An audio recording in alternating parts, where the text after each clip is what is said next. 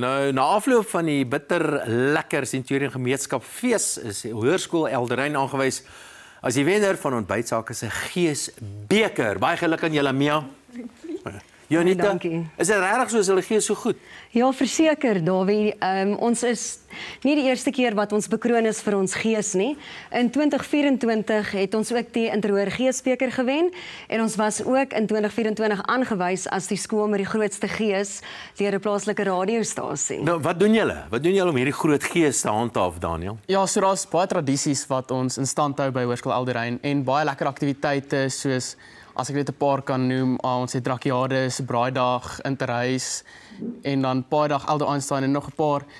En wat ook bydra tot die gees van die skool en veral die onderwyserspan wat agter hierdie gees sit, maak altyd seker dat dit lekker is vir die kinders van Hoërskool Elderein. Wel, een ding kan ek vir julle vertel, hier's baie gees hier by ontbytsake ateljee ook. Dankie dat julle vanoggend by ons 'n draai gemaak het. Baie geluk daarmee.